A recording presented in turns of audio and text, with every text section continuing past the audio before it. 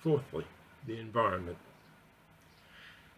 Now, this is highly contentious, and before I get too deep into it, I'll give my stance. We do have a serious problem, but maybe not as serious as some make it out to be. We have climate campaigners and climate deniers. If the deniers were 0% on a scale and the most ardent of campaigners 100%, I'd sit past the middle ground, but not up at the top. Say the 60-65% level. Let me explain why. We do have a problem. We are damaging the ozone layer, but unlike extreme campaigners, I don't expect it to be destroyed in the next 20 years if we don't stop pollution now. First, what kind of pollution? For those unaware, coal-fired energy, vehicles, and methane produced by animals, and yes, cattle are among the worst. That's why they don't like meat. But we are doing things about it. Maybe not what we could, and the complaints of many first world countries are moderately fair. The major polluters are third world countries like India. Climate deniers like to cite this and say, if there is a problem at all, we can't do anything valid to deal with it because the major problem, other countries, is out of our hands. But we can. Firstly, the solar, wind and upcoming wave power solutions are not as hard or expensive as they make out. In many cases, they propose nuclear power, which does have advantages along with risk. But it's not like Chernobyl technology has surpassed that. The real problem with nuclear power is how to handle radioactive waste. For homeowners, I say install solar as soon as possible. For landlords, why not install solar and add a power fee to the rent? As for the major problem, other countries, I propose intergovernmental support. World governance bodies don't include many countries because they haven't joined. I have a lot of proposals for this, which will also come later, as I'm focusing on the environment now rather than politics. The idea, though, is for other countries to build power plants, solar, wind and hydrokinetic wave water wheels in those countries and repaid by use, not just as gifts. On hydrokinetic, our oldest yet least utilised source, we haven't even begun to consider many options. We are researching some like sea current generators, but I consider other avenues that are beyond my engineering skill that could still be possible. I thought we could capture rain on our roofs like a dam and run it through miniature gutter turbines. It's just an idea and would need engineers to consider it. But my point is that there are other ways we haven't considered yet.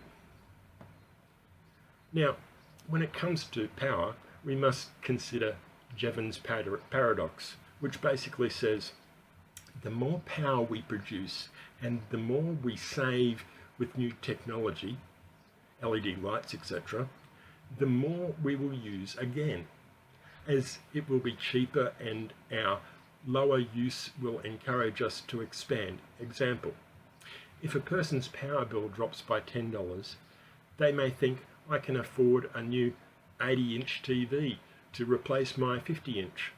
In doing so, their bill is now $11 more, and as a result is a $1 increase rather than a decrease, and the total wattage used in their home is now a little higher.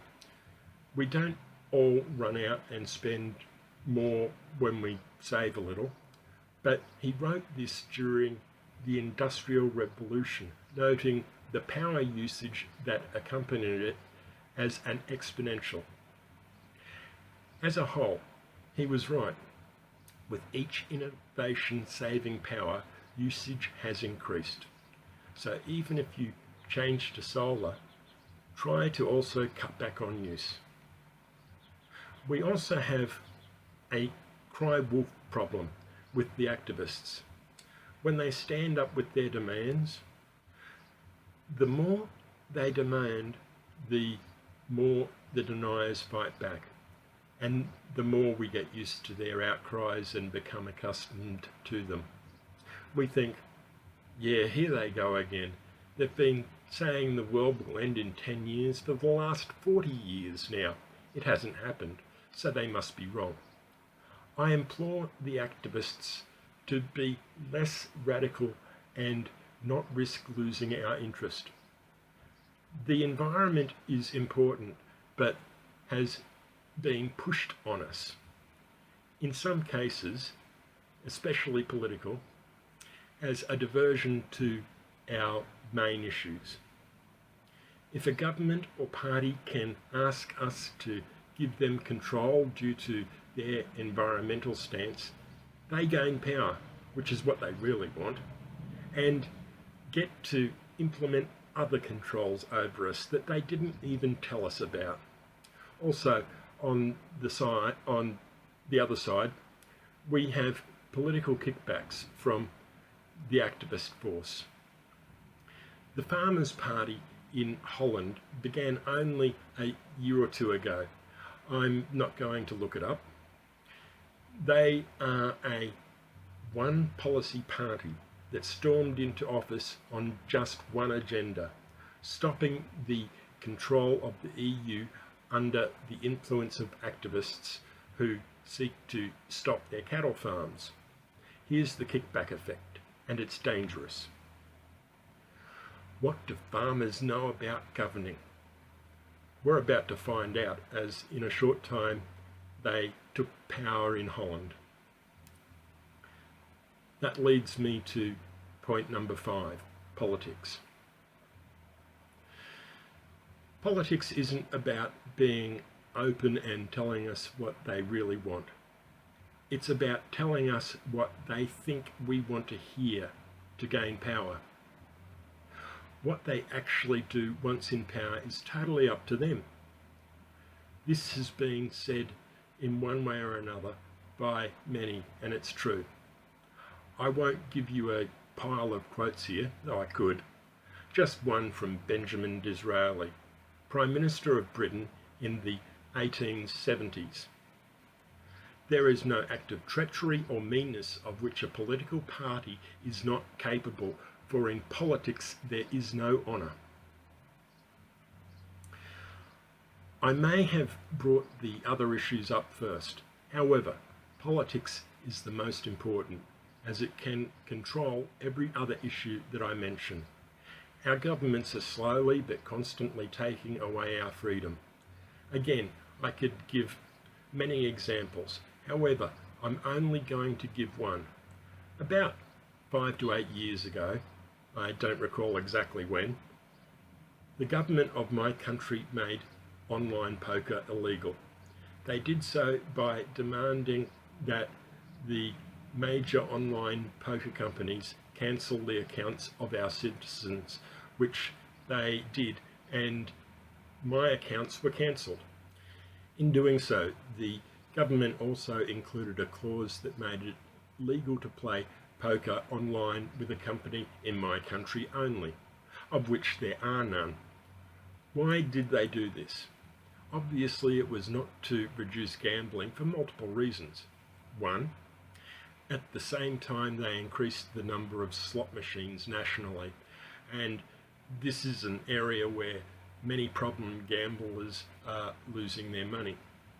Two, also the prevalence of online sports betting increased, primarily with companies that pay tax here.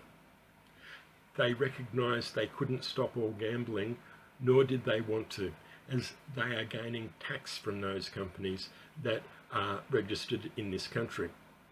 So this brings up 3. They didn't want people in this country spending money overseas with overseas companies that are not paying tax to our government. That was the real issue. They don't want money leaving the country without gaining tax. Why else would they make it legal to do so with a company that does operate in this country, even though there are none? It was all about tax and their control of our money. Here's the other part of this issue. When voted in, they did not present this agenda to the people, that this was one of their policies.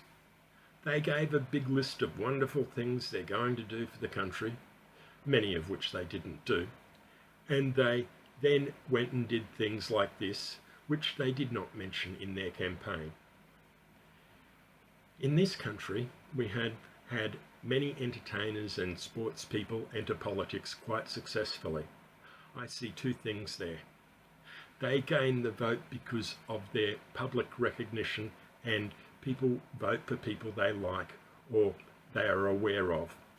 Also, those entertainers enter the 2 major parties. None of them run for a seat independently. Why? Because usually sports people don't know enough about politics. This brings up the second point.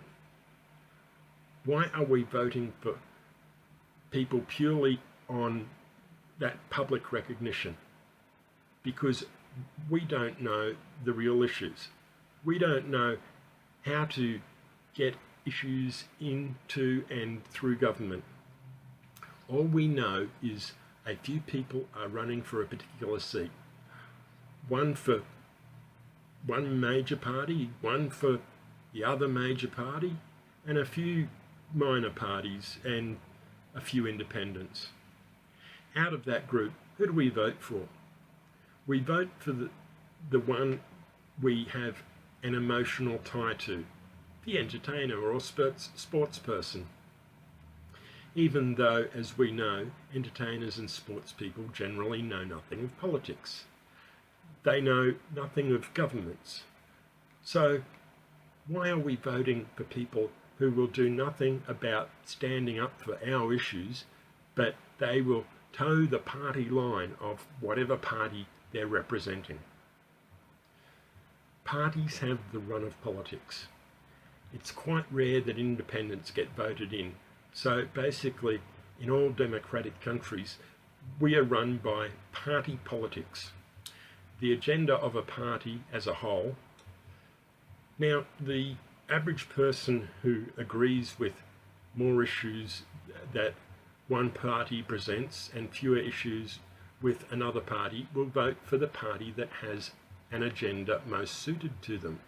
And if that party has issues in their agenda which that person does not agree with, there is nothing that person can do about those issues, as they simply must vote for one party or the other, or maybe the third option, a very small party or an independent, which is unlikely to happen. As we know, it's usually 2 major parties that get the great majority of the vote. So what do we do when we agree with 60% of what one party presents and 30% of what another party presents? We vote in the party we most agree with, and we're voting in a party that will do 40% of the things we don't want. So no matter what, if they do those things or not, we are voting in people to supposedly represent us, who are representing their party and not us. They will push through Parliament things that we do not want them to, and that hidden agenda, those things that the party was too afraid to even tell us about. We should have the right to vote on issues we have an interest in, and not some person who has their own agenda, or worse, the forced agenda of a dishonest party. Would you like to vote on a poker law? Maybe not, if it doesn't concern you, but I wish I had the right. Maybe there's another issue that you wish to be addressed by government. Would you like to vote on that matter rather than rely on a person who's just going to vote as their party tells them? All we can do is vote the other party in.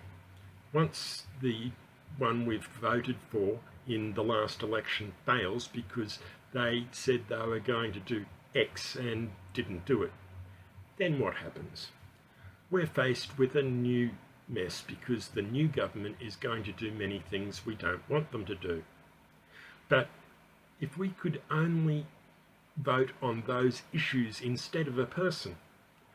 For one example, you may have an interest in how they spend the budget. Maybe you'd like them to spend more or less on hospitals, military, education, environment, housing, etc. Whatever department. I'd like to vote on how the budget is broken up, but I can't. Or can I? We all can vote on every issue the sitting government does now. But to do so, we need to change the way the governments work. It's very simple, like pushing your car that has run out of gas one block to the station. I've done that a few times. It's simple, but it takes a lot of effort, and that's hard. Now, I'm not pushing a car. It's a bus. I need everyone to get out of the bus and help push. 30 people pushing a bus will get it there with little effort. I'll explain this later too. I can't change anything alone, but the majority rules. I will tell you all how, but I need the majority to see the benefit of this change and help me push the bus. We can take the power given to a few deceitful people who sit in Parliament and redistribute that power to all people within each nation. Many other injustices can be addressed by popular support. These are easier to address if we change the formation of government first. But it can be addressed by other means like peaceful protest, rallies, etc. The first of these is, sixth, sexual injustice.